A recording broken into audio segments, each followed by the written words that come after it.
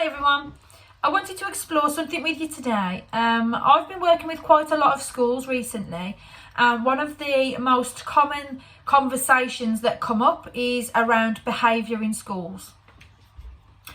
And the most common phrase that I hear when we start this whole conversation around behaviour in schools is challenging behaviour.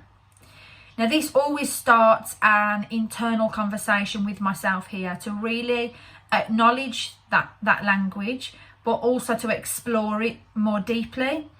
So it normally results in me having conversations with schools around what does that look like? What do you mean when you say challenging behaviours? And the kind of be all and end all of it is the most common thread, and what is happening is a child who we are concerned around because they are experiencing mental ill health or they have experienced some form of trauma is displaying behaviours that we as a school deem unacceptable. What happens from that point is they have some form of rewards and consequence system in place as a result of the behaviour that the child has displayed, or there's some form of punitive measure, punitive approach that's been put in place.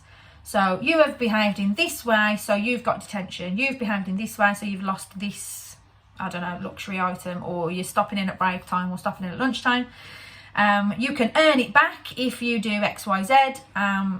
Those type of things tend to be what is happening at the moment in schools.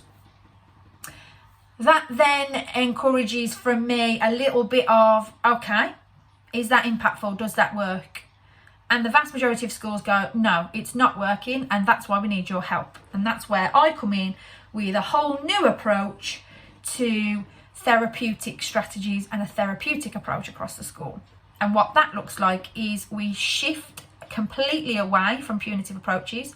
We shift ourselves away from consequence and reward systems. And we start thinking more around language like behaviour that challenges, not challenging behaviour. Because when we start to think about more so a language around behaviour that challenges, what we're actually doing is understanding that behaviour is a form of communication. And so it is challenging me as the individual witnessing this behaviour. What is this child trying to communicate to me? What is happening for this child? What has led to this kind of incident or whatever it is that's occurring? And it's about finding the time to understand that child and their needs. What then tends to happen is a conversation around, well, what do we do next? We acknowledge that this is an issue. We acknowledge that punitive approaches are not working, but we don't know what else to do. Punitive approaches have been what's in place in schools for the vast majority of years, and the vast majority of schools that I work with are still in this system of rewards and consequences. You get a C1 for this, a C2 for that, you get a reward point for this or a reward point for that. So when we start to shift away from this, it's important that we understand why and what is the evidence around why we know this isn't working. Why isn't this working? Why isn't our rewards and consequence systems and punitive approaches working? And it all stems around a key piece of research for me, and it's the one thing that I really bring to people's attention when I'm working with them. And it's called the brain-hand model by Dan Siegel. If you've never heard of it and you've never seen a video around it, please go to YouTube and find something. He will explain it a lot better than I'm about to, but I will try to give you a very simple understanding of that in the context of behaviour. So Dan Siegel talks about the brain-hand model and how you can use your hand as a representation of your brain. And he talks about it from a point of your arm, this part here is your body, and your hand is your brain. Your thumb is your emotions, and your fingers are your rationalising part of your brain, that cognitive thinking level. So a regulated brain will function like this. So your cognitive thinking and your ability to rationalise and think clearly is almost giving your emotions and your limbic system a bit of a hug. And then all of this part is connected to the body. And everything is working in succession. So the body's communicating to the brain is communicating to the body. Brilliant. However, As I said, when I am having these conversations with people around the concept of challenging behaviours, or rather behaviour that challenges, the children that they are referring to tend to be children who have experienced trauma or children who are experiencing mental ill health. Now, that's not general rule of thumb. This is just on the back of some of the conversations that I've had recently with the schools I've been working with.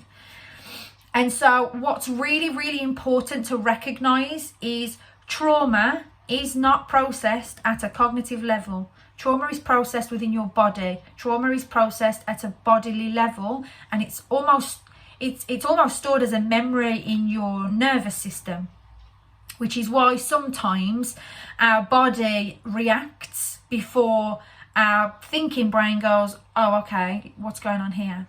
So if I use myself as an example, there is a specific aftershave that if I smell can instant I get very trembly, I get very hot and clammy, and it can start to make me feel sick. Sometimes I do genuinely vomit on the back of it.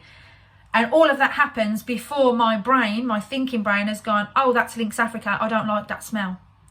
And that's because that's linked to a trauma within my body and within me.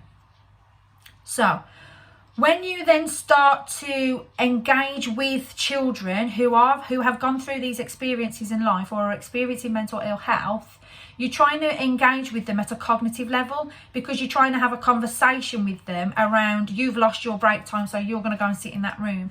You have behaved in XYZ way, so we're removing this from you. And you're trying to have a cognitive conversation with an individual who hasn't got the capacity within their brain and their body to reciprocate that, if that makes sense. So what happens is, if this is our regulated brain, when we've experienced trauma or if we're experiencing mental ill health, sometimes what can happen is this thinking brain here gets flipped offline, particularly at points of these behaviour incidences as they're occurring. This part of the brain is flipped offline. So the children that you're trying to engage with at a cognitive level are only functioning here. They're functioning at a purely emotional level. There is no kind of regulation. So you're trying to explain to them about the behaviours they've done and why it's wrong, and now they've got to have detention for this, or this is being removed, or if you do this, we'll reward you with this. All of those strategies are here. They are cognitive thinking. Children that you're working with are not at that capacity. They're here. They're at a purely emotional level. And that's why your rewards and your consequence systems are not working, because there's no impact there. You're not at the same level as the children that you're trying to have these conversations with. Well, also sometimes it goes a little bit further than that, and sometimes it can be a case of even this part of the brain is a little bit like, what is going on? And that can be sometimes when children don't really have an understanding of what's happening for them at an emotional level. So they themselves don't recognise, I'm sad, I'm angry, I'm frustrated. They're just purely, responding in behaviour at physical levels, or they're responding at body-based levels, whether that's, I'm so anxious I've got tummy ache, or I'm so angry I've lashed out and I've hit something, or I've punched something, or that's something that's happening here within the body. And so at that point the brain and the body are not talking at all. And as a school, sometimes what is still happening is we're trying to communicate to these children at a cognitive level with rewards, consequences, punitive approaches. It is not impactful and it is not working. Something has to change. And the biggest and most impactful way you can engage with children at this level are by starting with body-based approaches. Body-based approaches will help to re-regulate the body, to bring the body back online, to allow the body to feel connected, to feel calm, to feel safe. And when all of that starts to happen, the body can then start to keep communicating back to the brain, which can allow this part to happen and which can eventually allow this part to happen. And then suddenly our body and our brain are communicating and we're back in a regulated phase. Finding the time to embed these therapeutic recommendations is massively important in schools. And it brings me back to the point of Are your current practices working? If you are operating in rewards and consequence systems and you're operating at a punitive level, is it impactful and is it working? The vast majority are going to say no, and I know from the ones that I'm working with, they do say no. So shift your focus away from challenging behaviour. Think more so around behaviour that challenges, body-based approaches, reconnecting with the body and the brain through regulation, breathing, activity, movement. All of those things are going to help to re-regulate the body, which in turn is going to allow the body to recommunicate back to the brain. As I said, I've just explained that in the quickest and simplest way I possibly can do. YouTube it, go and have a look at the Brain Hand Model by Dancer Gal.